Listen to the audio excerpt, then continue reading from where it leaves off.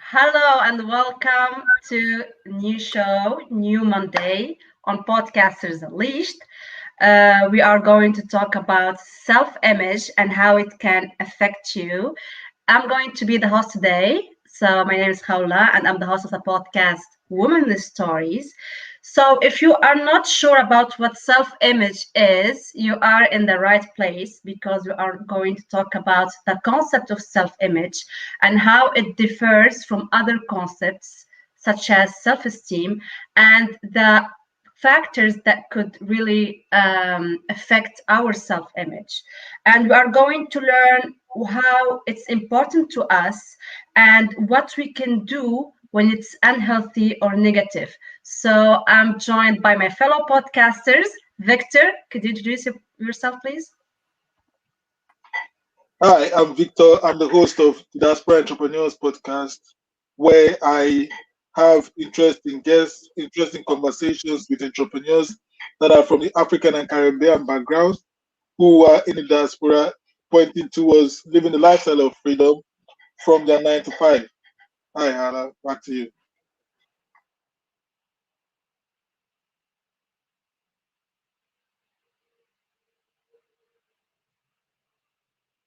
Hi, I'm Simon. My podcast is Taxi Chronicles. That's the first one. It's where riders get into the taxi and just confess their stories, tell their stories, share their wisdom, share their knowledge.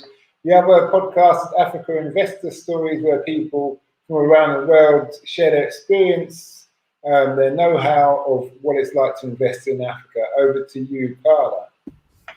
I'm Carla, and I'm the host of the Wonder and Wellbeing podcast, which is a podcast for parents and teachers of kids between the ages of 5 and 14 years old. And we discuss everything to do with wellbeing and education.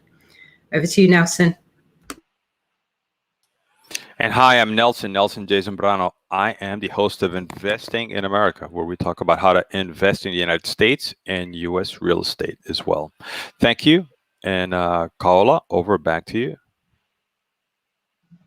So guys, first question, before going deep into this discussion, because it's very, very deep discussion about self-image, our self-identity, and how all these factors, religion, society could affect our self-image. I want to start with you, Carla, first. How do you define self-image and how it differs from other self-concepts? You're muted. Yeah, that's a good place to start, Howler, because we do get these things mixed up. And I don't think you can really talk about self-image until you understand what it is.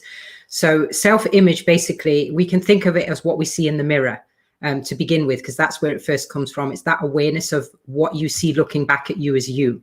It's kind of like your reflection. So that's it on a very concrete level if you're talking about a small child. But when you get older, when you're talking about self-image, you're talking about the mental picture of yourself. So it's how you see yourself in your own mind. And it comes from a lot of different places. So how you see yourselves in relation to yourself as an individual, how you see yourself in relation to others, and how you take the information from others and from your experiences to create this mental picture of yourself. And that differs from self-esteem, which people often get mixed up. Self-esteem is more about value. It's about your worth. And it's about concepts, whether or not you're worthy, whether or not you're loved. And it relates very closely to your emotional state and things like your sense of pride in yourself, or things like shame, which we often connect things that make us feel ashamed with those that lower our self-esteem.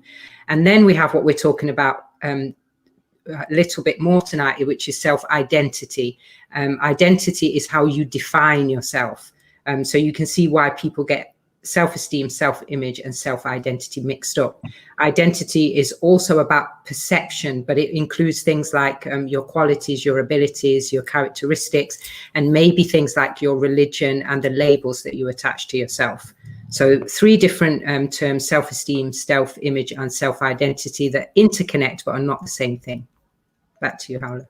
Yeah, but I just want to ask another question, which is interesting. If we go back to our childhood, maybe we're just children, they do learn certain things and it becomes as beliefs. And they develop their self-image when they are young. Could you speak to that more? Yeah, definitely. And I mentioned a little bit there where I said about that the first time you realize that you have a self, and that's when you notice yourself in the mirror. And there is a point at which you notice children see this person in the mirror and realize that the space that they inhabit is actually reflected back at them in the mirror. And it's beautiful experience, because that before that happens, they think that the person in the mirror is someone else. And then one day something just happens and they realize, hey, that is me. And that's where life really changes, because now they start to become influenced by other people's view of that me and other people's interactions with that me. So then everything that they experience becomes connected to that me and the image of that me. And that happens for a positive and a negative. So then they start to understand concepts like you. So when you say to small children, before they've understood this, they won't know the difference between you and me and we and us and all of those different pronouns. But then once they've got that self-identity and they know who that person is that's looking back at them, the whole world opens up to them. And I suppose that's where you have to be careful what you do and what you say around children at that age, because now everything starts to affect them. So if you will say negative things to them, which is going to happen anyway throughout life, but if it happens too much at a young age, then they start to have a negative view of that me. If they go through things like lots of abuse, emotional abuse or physical abuse, or a lot of experiences that make them afraid of other people, then they start to have a negative view of themselves. And then we also get all those other things like shame that develop and low self-esteem. So the early years in children's lives and the experiences and the way people treat them is very important, but it isn't necessarily complex either. It's all just about love. Mainly it's about love and acceptance. And that comes in many shapes and forms. And most of the time things don't go wrong at an early age. It's only when something extreme has happened to children, like rejection, abuse or abandonment, that they will have problems with their self-esteem or their self-image or the concept of themselves. And then that's compounded as they get older by different experience. So it's very important. Yeah. Yeah, I do agree with you, because younger people go through different phases of life.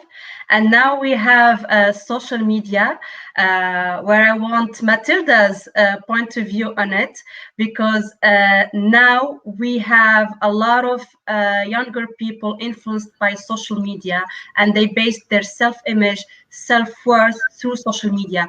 Matilda, thanks for joining in. And could you introduce yourself, please? And could you speak to that, please? Hello, everyone. I'm a host of podcaster, Coffee with Matilda, A Journey to Self. Sorry, I'm late. There is a Tashkala in Yerevan, but I'm joining in. And I'm really happy to talk about this, because for me, it's actually, I'm very sad what I'm going to say, because when I'm walking in Yerevan, I see a lot of 15-year-old, 14-year-old, just dressed up like a 20-something, hair done, and they're taking picture for social media, for like Instagram, and you see it, and it's like my heart stops. And I really this is the moment that I really appreciate my background in Iran. I went to an Armenian school. It was a private school. You have a uniform, and you couldn't even touch your eyebrow. And imagine I have an Armenian eyebrow, so everything is united, and I couldn't even touch it. There's a lot of facial hair that I couldn't touch it, but there was a beauty there. There was a beauty that I'm not competing with anyone. There's all facial hair. Okay, facial hair, it's okay. I mean, you're a woman, you're a human being, and that's fine. But here I see 14-year-old, 15-year-old, and when you go to in America, it's the same thing. And they are sexualizing themselves. And whoever knows me, I'm very against it. Why should a 14 and 15-year-old look like a woman in their 20s? In your 15, in your 16, you need to focus on your education. You need to focus on being a member of a sport, a team, that you can do your best, study the best, so you can go to a good university.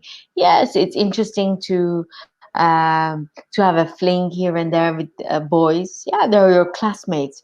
But more than that, it's damaging. is damaging for yourself.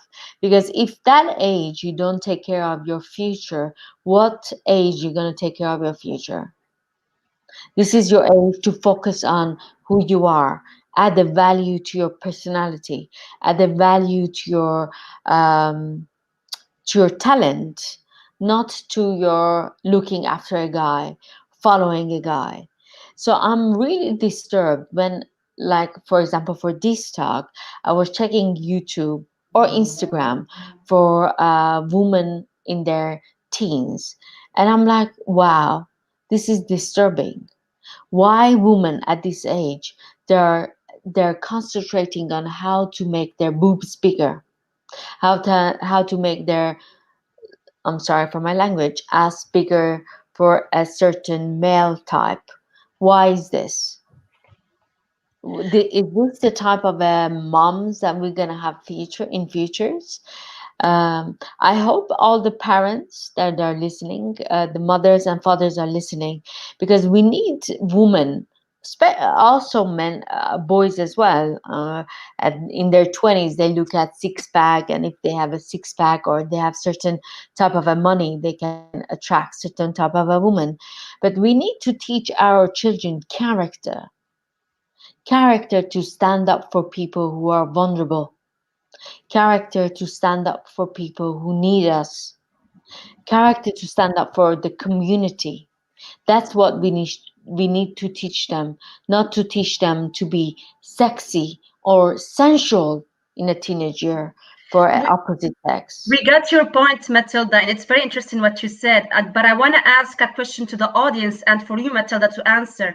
Have you ever felt that your self-image is affected by social media? And I really want the audience to answer this. And Matilda, I want to know your view on it personally. Have you ever felt that your self-image is affected by social media? And Yes, Nelson. yeah, Well, I'm old. and Matilda, 1 second. Can you just hold that thought? We have a comment. I just want to read a comment. So Matilda, just hold that thought. And it's from Mike Mungoma. Mike Mungoma. Hi everyone. Identity in children born from parents from different countries and not leaving. I'm assuming it says living in either of the parents' countries.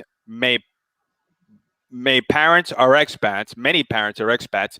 How does that impact on their self-image and identity? So that's a question that just came in, and we've got another question coming in, a comment from Roof Shaban. I agree with Matilda. Young girls of nowadays are really doing things they aren't supposed to. We as parents, we need to put limits on what our kids do, from Roof Shaban. To some point, yes, I feel that, but not anymore. I think that's answering Kaola's question. Okay, Kaola, back to you and Matilda. Yes, Matilda, can you please answer that question before going to Mike's question? Yeah, Kaola, I'm like old. I'm in my 30s, so I don't think social media affected me, because when I was in my teenager years, I was concentrated on going to a university or coming out of the country. So I have to have good results in my education so I can leave the country, or I can be part of a sport team, or I can do something with my art so I can utilize it somehow later on in my life. So I wasn't after the guys. Maybe it was the system. I don't know.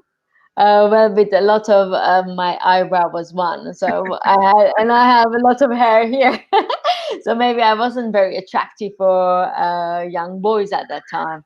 But I'm happy about it, because for me the concentration wasn't boys. I had a lot of my 20s to think about boys and my 30s to think about boys. So yeah, I'm happy that I didn't have that kind of a childhood or that kind of a high school years. Actually, this exercise, this topic made me appreciate my past, and it made me call my mom and say thank you for not letting me to be part of the cool kids or whatever that was, because now I'm benefiting out of it. And I hope young children, young adults, teenagers are listening to it. You have a lot of time.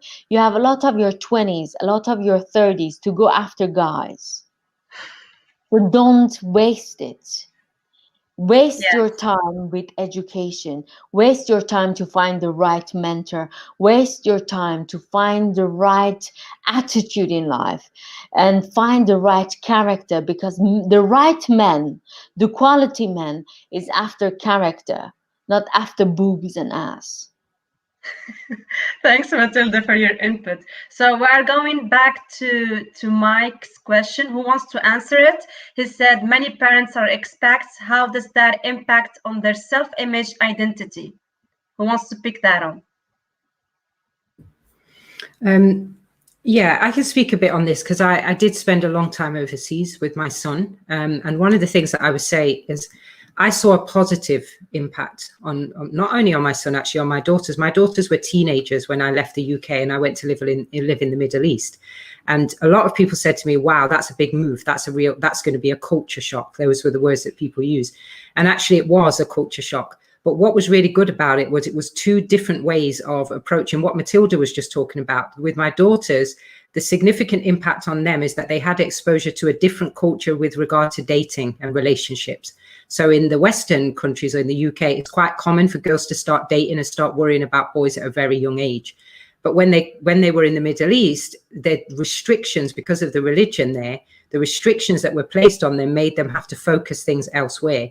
And some of that was positive and some of it was negative, because it did lead to a little bit of confusion in the ages between, say, 14 and 16, when they had this exposure to one culture, then they had to go and adapt to another one. But now that they're in their 20s and I see how they've adapted to that, now they feel like they can make choices. They feel like they can balance things a little bit better because they've seen more than one culture and they're able to take the good bits from different things and make that into something that works for them. But for my son was younger. One of the things I noticed about my son when he came back to the UK is he has no awareness of brands. So a lot of the kids they will laugh at each other about things like what shoes they wear. My son, he's not interested in what shoes you wear. And also if someone laughs at him because of the brand, he'll just tell them that that's really stupid because it's just a brand. And that's because he grew up in a culture where there was no brand. It didn't matter. And also things like the way that he identifies. So he's not so attached to things like culture and background and things like that because he was an expat. So in that question, they're talking about kids who live in different countries and are not really attached heavily to one culture or one way of living because they grow up in communities with a mixture of kids from different backgrounds. And I think that can have a really positive impact on a child's self-identity growing up in an expatriate community, because there are not enough of you to affiliate with and to stick a label on you, and that now you've got a gang and everything about you has to be attached to that gang. It just doesn't work like that when you're an expat. You are a person and you come from this country or you come from that background and you contribute and you share, which is very different from growing up in an environment where everybody wants to be the same or everybody is expected to be the same. So yeah. I hope that answers Mike's question, but it's interesting experience when you travel with children. I know Nelson wants to say something as well. Yes, go ahead, Nelson. Unmute yourself. And before I go, I'm just going to go ahead and read a comment from Rushaban. I wasn't allowed to have a cell phone, so I didn't know anything about the internet till later. My parents never allowed me to watch romantic movies at all. When the news of 7 p.m. is done, a.m. off to study. So from Rushaban. And Mike, I was a expat child. Okay, so I was an expat child, and actually I lived in another country. So it was a very similar experience to what Carla just mentioned. Biggest change was I got to actually, and I really fully agree with what Matilda was saying, to actually be a kid growing up, to actually enjoy being a kid growing up, not like, hey, what's the sneaker? Or it was a great feeling to be able to just be a kid, kind of like the story of Huckleberry Finn. When my parents brought me back to the United States, I felt that the other kids were kind of a little bit behind the Powerball, so to speak. To them, it was like, hey, I have an Adidas sneaker and you don't, and they'd laugh at me. And I said, well, how many languages do you speak? Is, well, I only kind of speak one. I said, really? You haven't done this, you haven't done this, and it's a sneaker. So, I had my weapons against them, right? And then it kind of makes you a citizen of the world, that I can go to the Middle East. And I think about this, that I can go to the Middle East, I can go to Africa, I can go to Asia, I can go to Italy, and I feel totally comfortable there. I know that a lot of folks, unfortunately here, my American peers, they feel uncomfortable unless they have certain things around them, to validate who they are. So yeah, when you're an expat, I think that's the best thing. And that's why I have my daughter overseas, actually, as an expat, so she can have that experience as well. So yeah, that's a huge, almost like having a superpower, really, I'd say. Yeah, indeed, actually, because I think most of us here are expats and lived in different countries. And I do understand your daughter's experience, Carla, because I've been in the Middle East and I've come to the Western side. So I've kind of developed my own personality and sees from the outside what is happening. So I do understand your point of view. I want to go to Simon, the British commando. So Simon, you are from different generation. You are always telling millennials they do this, millennials they do that. So how do you think that your self-image has been affected by social media? And do you think that we have weaker self-image now in our society? What do you think? I think, first of all, it only affects you if you put yourself on social media. If you don't put yourself on social media, then you won't have an issue. You're just dealing with the everyday people you interact from work, from the gym to other things. Obviously, if you put yourself on social media, you want to put your best foot forward. The grade of social media is going up and up and up all the time. As podcasters, we can look at other podcasters and we think, oh, they've got their things together better. We need to up our game, etc., etc. I think for young ladies, from what I've seen, the game's got vicious. I know ladies are very vicious on each other, regardless of the bitchiness and other things. When men just have a fight and sort it out. And with that game, like Matilda was saying, you become more, you push the boundaries more and more. So you show more and more skin all the time. And there is also the other side, the entrepreneur side of your self-image, where there's a lot of people, let's say, in Clubhouse who are speaking as if they're millionaires already. And there was an article in the newspaper where they were exposing people who aren't millionaires, but they're saying they're millionaires to get more business, to get more revenue. So all those things, but I think it's just a new entity of business. They say fake it till you make it. All that kind of mindset, and when you've got that, people will do anything to stay afloat. And obviously, you throw the pandemic in this situation where everything goes online, even people who are working from home, it can become quite cutthroat, quite vicious. But you don't have to be in the midst of that. You can keep your social media platform on private, but if we're speaking on the business side, where you actually make a revenue of social media, then it has a massive effect on who you are. The trick would be, like Joe Rogan says, that he just doesn't read the comments. Or what he says, comment and ghost. That's what I heard today, comment and ghost. So you comment and then you just ghost everybody. No one, doesn't matter if it's good or bad, you don't pay them any mind. I suppose it's the same thing, really. But I did like it. I think I'm saying it a bit wrong, but comment and ghost was the order of the day in that respect. But yeah, overall, social media only hurts you if you allow it to hurt you and if you put yourself out there. Okay. Thanks, Simon. Let's go to Nelson. Can you please read the comments? Yes, and there was a comment before this one. It was a question from Roof Shaban. All right, there it goes. I have a question, guys, from Roof Shaban.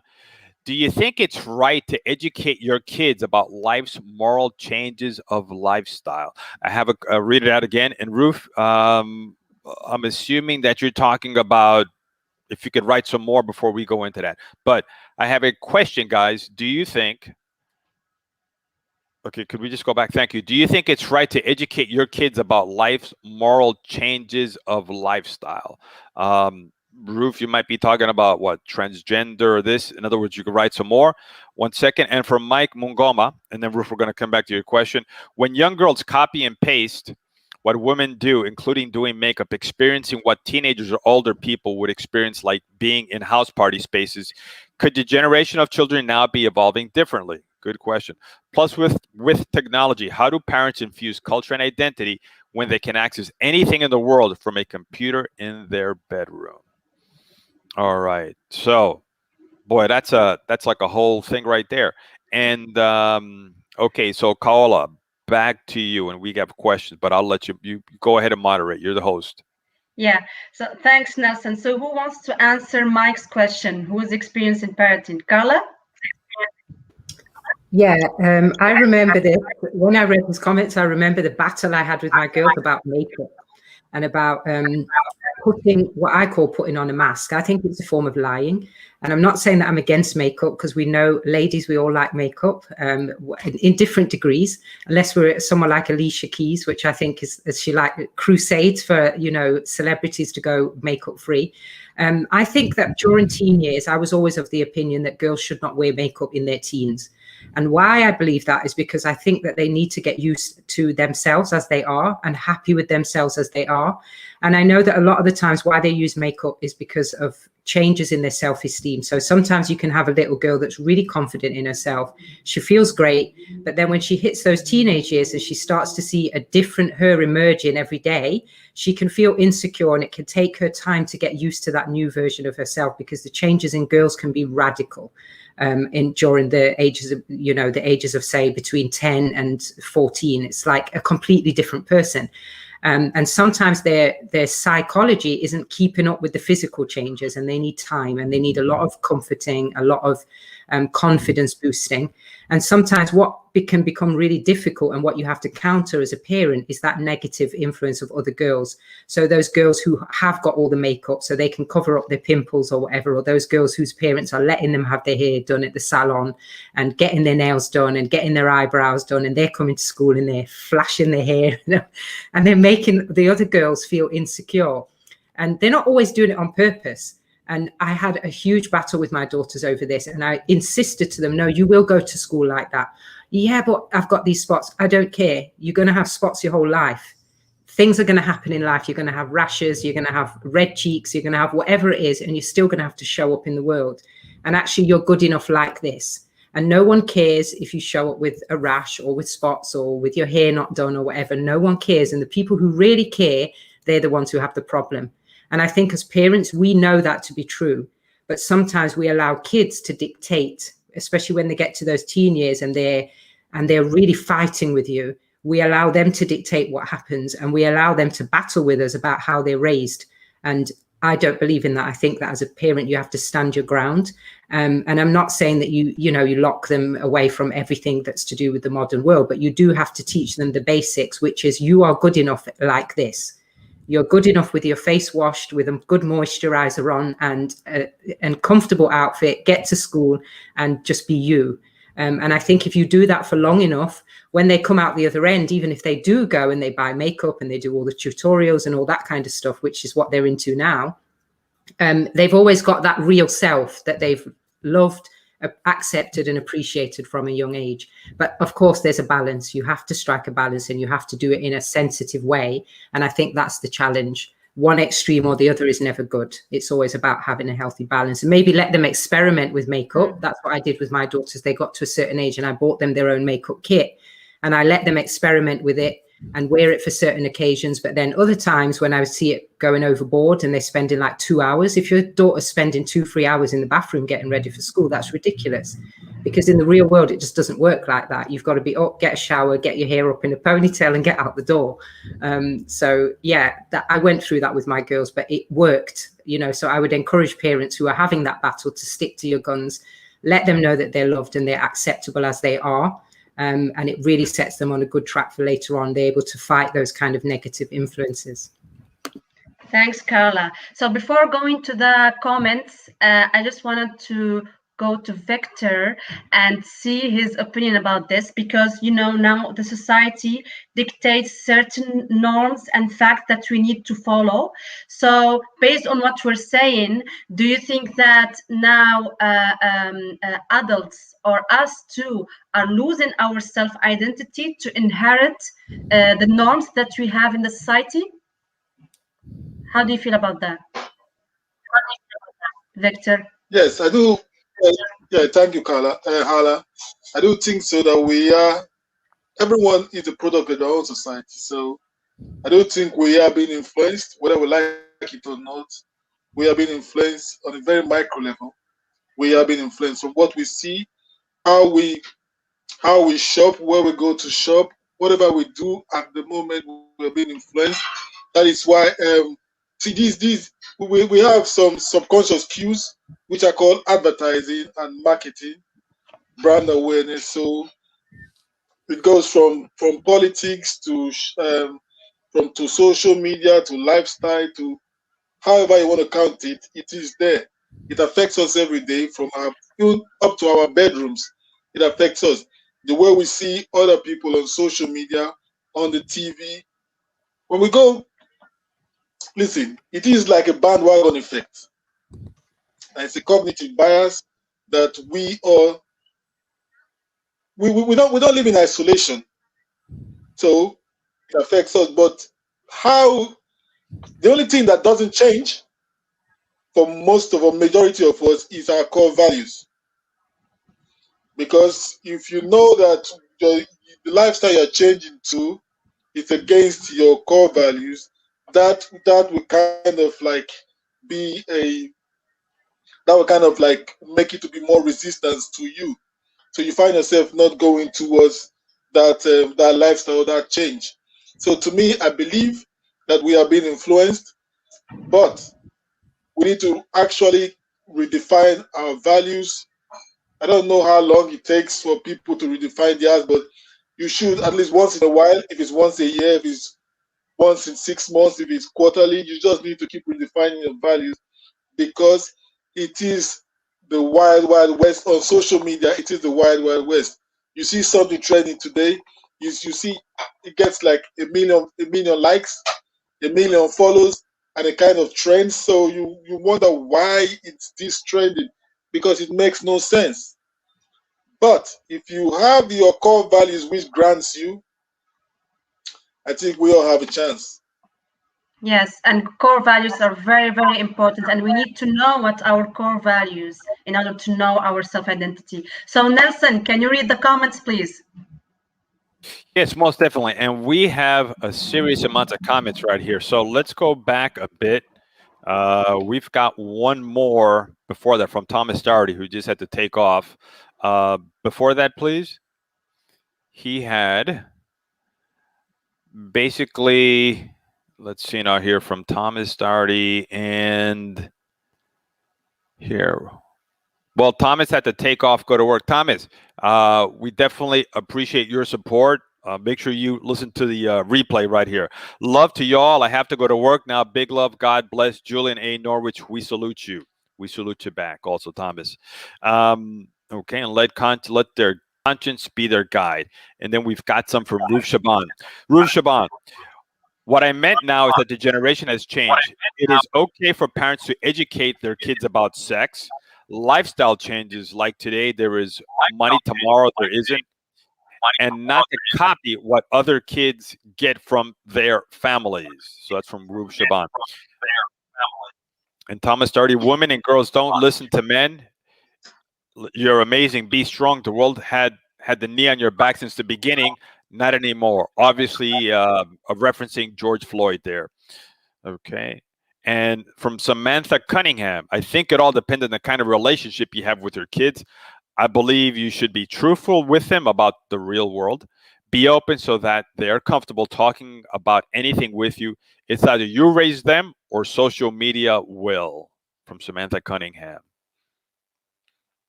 And I think that is about it. And we have a question from Ruth and also something from Victor. Kaola, back to you. Yes, just go back to Matilda. She wants to say something, Matilda? Yes, I want to say something about immigrant parents. I wish I'm an immigrant, and I want a lot of immigrant parents to listen to this. It is very valuable to teach your children your own core values from wherever you're coming from your culture, and that child will learn the culture of that new country. And what an amazing combination it is to get all these beautiful values from different cultures, from different countries, from different backgrounds, and use it for your own life. So I have a lot of friends that they are from, I don't know, their grandparents are from a different country, but they are they are in a different country.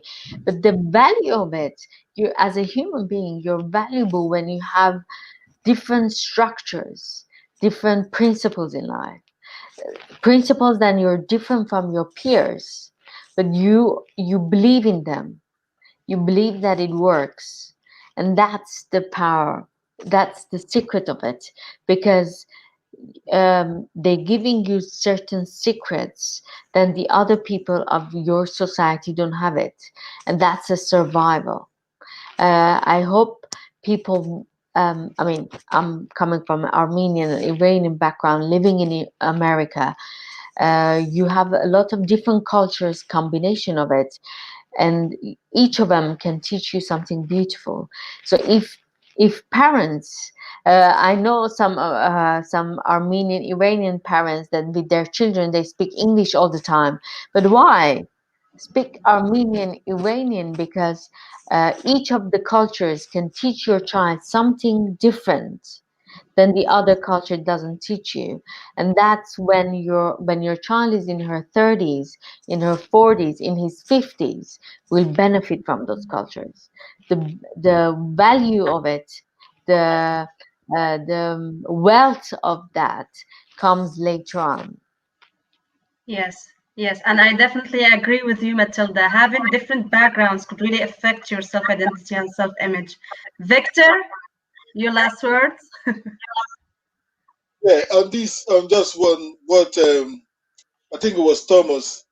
If anyone can actually find the secret to how to like moderate what kids do on social media in their bedroom, I think that person to share it, because I don't think Bill Gates has that solution yet. And also, with regards to what Matilda was saying, see, I come from Nigeria, so having kids here in the UK, there is this there is this there's this African or the Nigerian value system that you bring here, because the free flowing of information, openness for kids to get information like this does not really apply to the African background or the Nigerian one. So you have to teach your kids everything that they need to know. They learn some from school, but in the UK, it's not like that. They learn most of the things from school and they bring them home. So you as a parent, you need to, like, you know what? You take this, but don't do this. You don't do that. You don't do, so you kind of like ground them, because on the school system or on the school platform, it's just like an highway.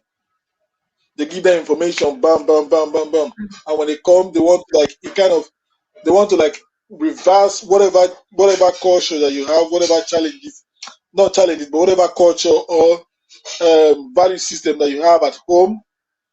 From the school perspective, they want to like change that. So you need to find the balance on how to like teach your kids about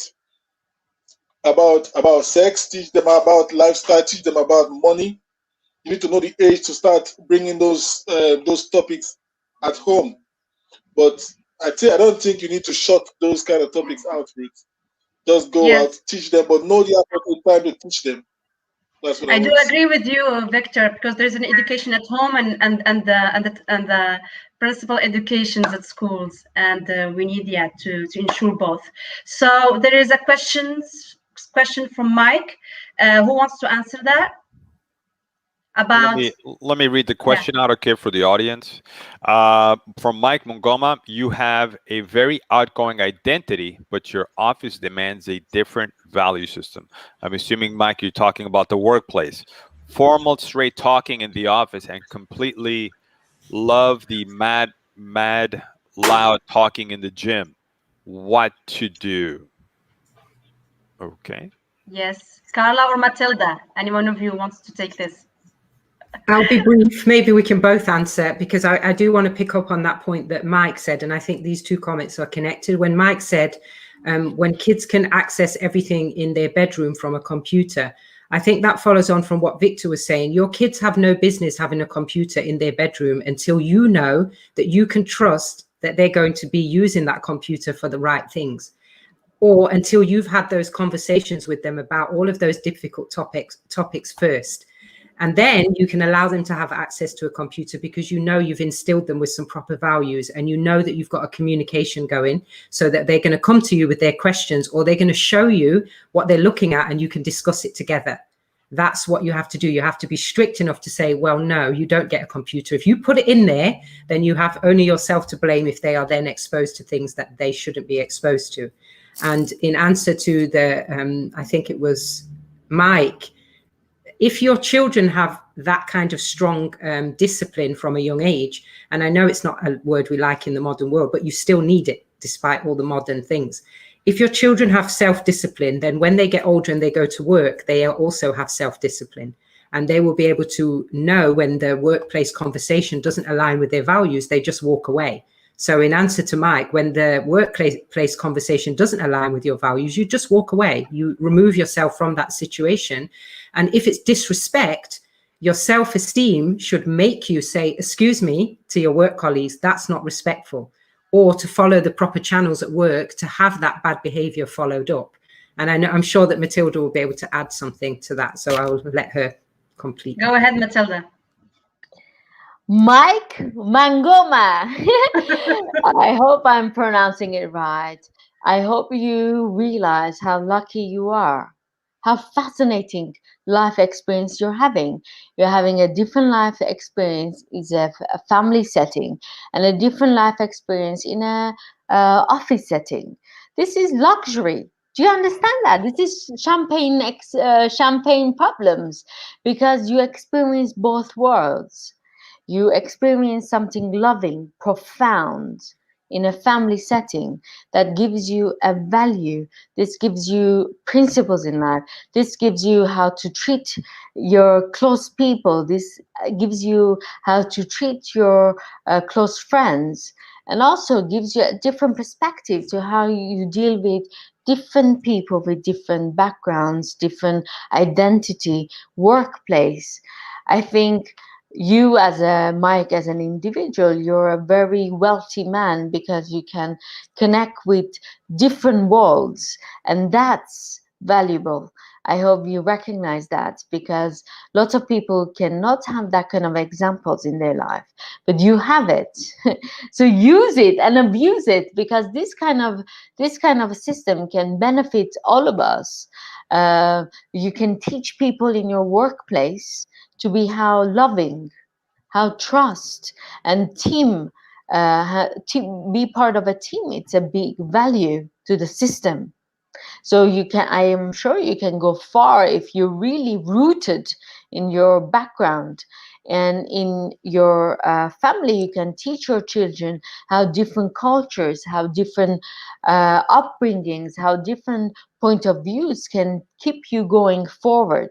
Because sometimes you shouldn't be so connected to certain ideas, but you have to look at the bigger picture, and that's what your work environment can give you. So Mike, I hope you're using all these two words, because you're gonna be successful very much. Thank you, Matilda, for your input. And we have comments coming in. Nelson? From Miss V, encouraging us to seek external validation and gratification is a good, quotation marks, marketing and the foundation of advertising. Business relies upon poor self-image and the false notion that we can buy happiness, etc. Yes. Ms. V, in truth, our most valuable assets cannot be bought, are unique, and come from within. So It's- true. Yes. Back to you, Kaola.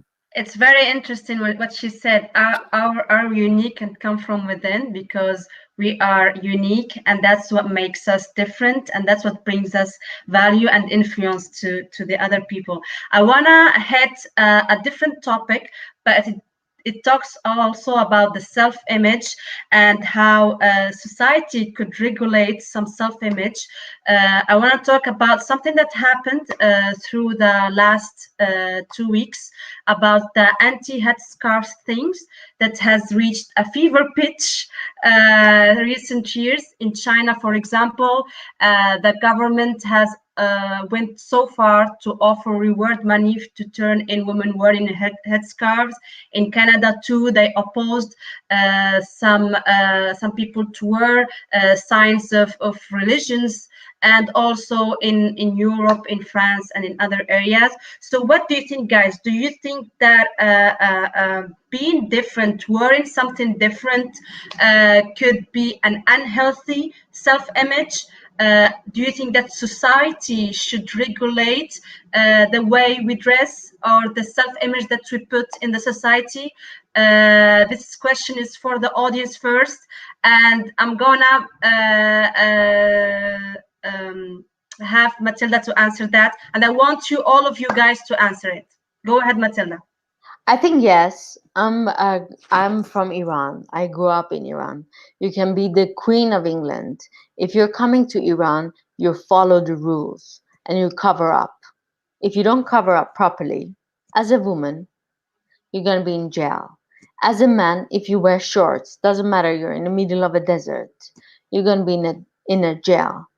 I believe in every country has its own rules. You need to follow that. You come to my house, you follow my rules. It's a sense of respect. You go to France, you follow their rules. You go to Saudi, you follow their rules. Why? You want to enjoy their tradition. You want to enjoy their value, their tradition, their wisdom. So you follow their principles. If you want to say, like Americans, most of the times, I'm sorry, I have an American passport and I love America. But Americans are like, oh, I go here, this is my country, la la, I do this. And no, you follow the rules, you follow the steps. It's a respect. I come to Morocco. If I have to constantly hang out with expats and in the 5-star hotel, then what's the point of me being in Morocco? What am I learning? I should be among the people, and among the people, that's set of rules that I have to follow to be respected and to respect their tradition. So I think, yes, if I'm coming to France, I need to respect. We got your point, Matilda. Simon, what's your views on that? I think I agree partly with Matilda. Everybody has the right to run their house the way they want to. It's different though, because if you look at what's happened, England, America, and France have also they're tolerant countries, and they've invited people from around the world, usually people they've conquered, bar in Canada, and they said you can live and do your culture here and what have you. Now, so it's like you have a dinner party, I've invited loads of people, and then I change, and then I say, while we're in the middle of the meal, by the way, you can only use default for your dessert. You can't use it for your main meal. And it's so there's a side where people change in moving the goalpost in the middle of the game, but at the same time, if you go to somebody's house, it is their rules. And if you're not the majority, because democracy is about majority, if the majority vote against what you would want and it's not harming you, then you do have the right to go and find somewhere else to live. You do have the right also to protest and to ask people to reconsider their actions. But if the people or the government of the day is not interested, then you just have to accept that. And in that respect. But the irony is the same countries that Matilda mentioned are the same countries who go around the world saying they're trying to bring freedom of speech and all these other things. Thanks, Simon. Nelson, want to hear the opposite side? Go ahead. Yeah. So, I mean, so the question is, like, is this good? Is this bad? The hijab in France, China, and Canada. I guess the first thing is, going back to Matilda, is it a rule or is it a custom? Is it a norm, right? Is it a rule that you cannot wear the hijab? If it's a rule, or if it's, hey, we want you to be French, then the question would be, why is the hijab being singled out, right? Why is it then that Orthodox Jews can dress the way they dress? They're not being forced. So why are we picking on the hijab, right? Well, what's going on with there? The second thing is, if we're looking about, again, just like Simon was saying, freedom of speech, what's being done to make these people part of society, right? I mean, are they doing anything illegal? Are we getting the best of the best from these countries? We probably are, because there's a special system. So the first thing we have to ask ourselves is, why are we picking on the hijab, right?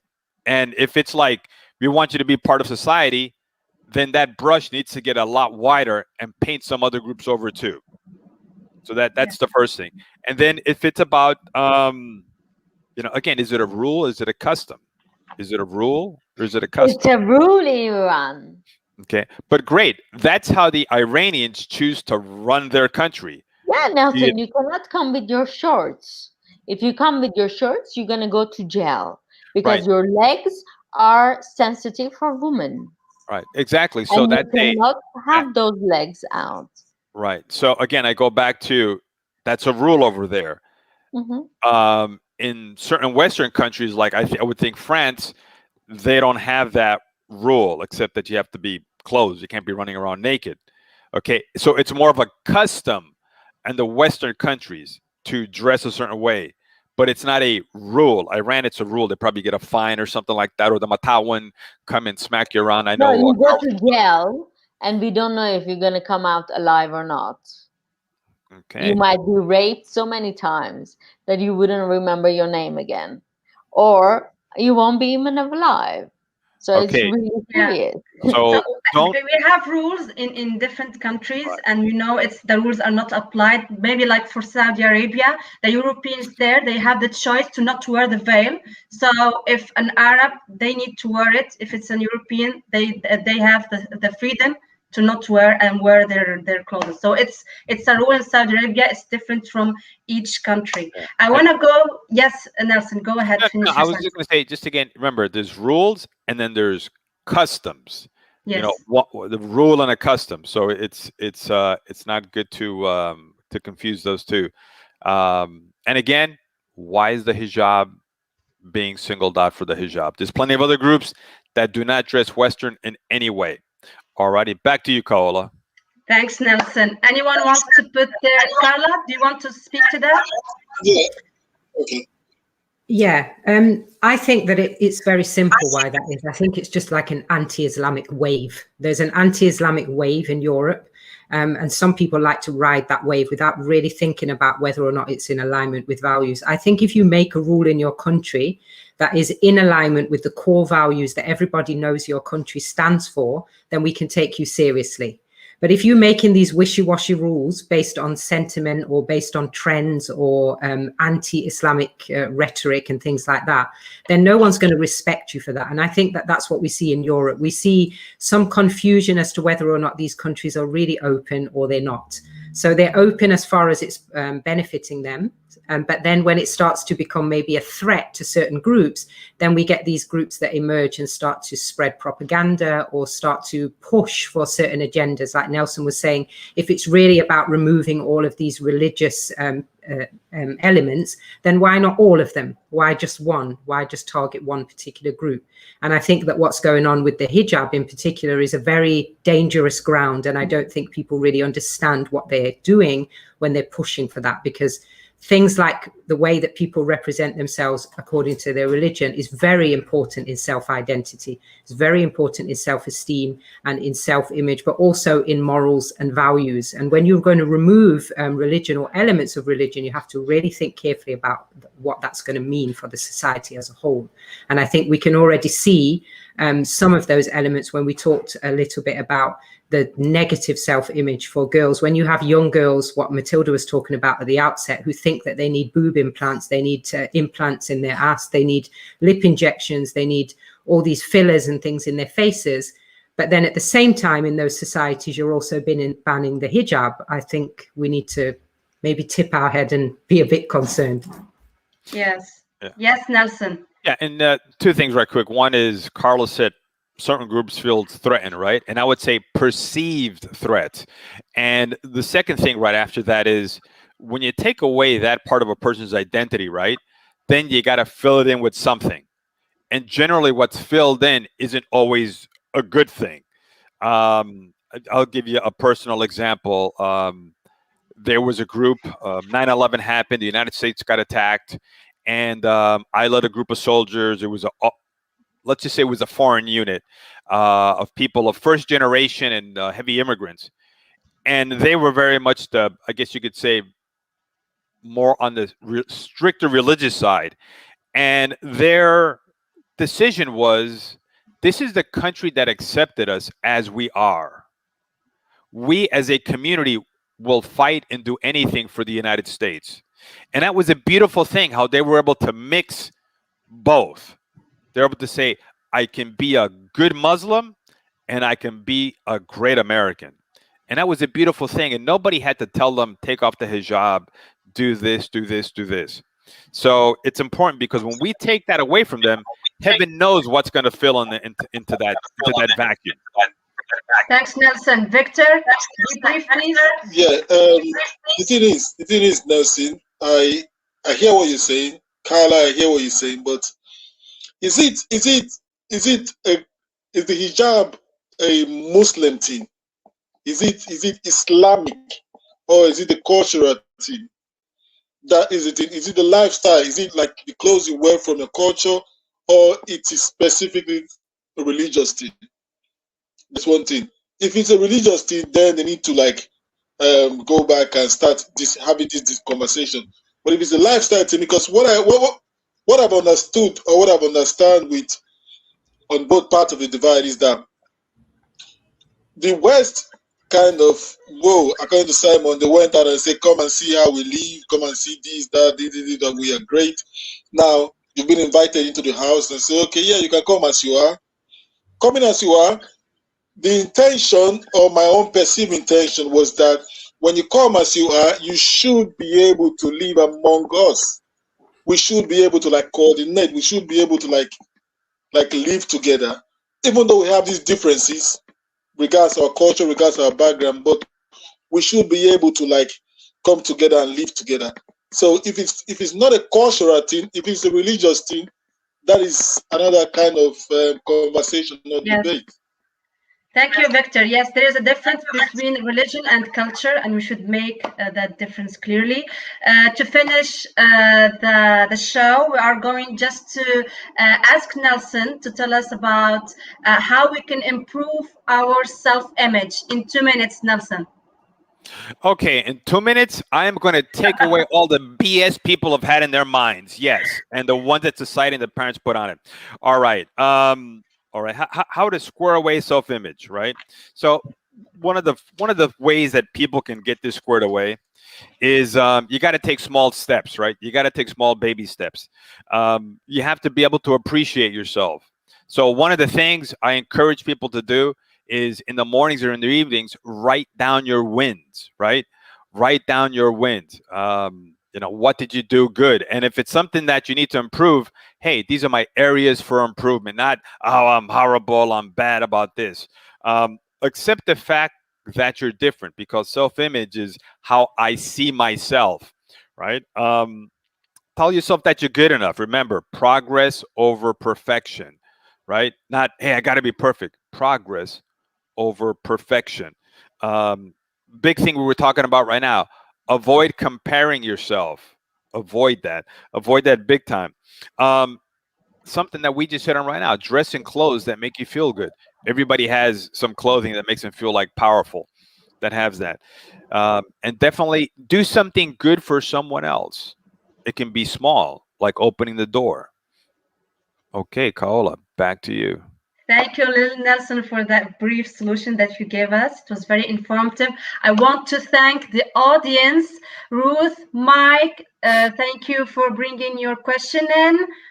Thomas, who else is? Miss V, Samantha, thank you so much for listening and for giving us your questions and your contribution for the show. Remember, next Monday, new topic and a new host to conduct the interview. And I would like to thank all my fellow podcasters for their insights and their good work.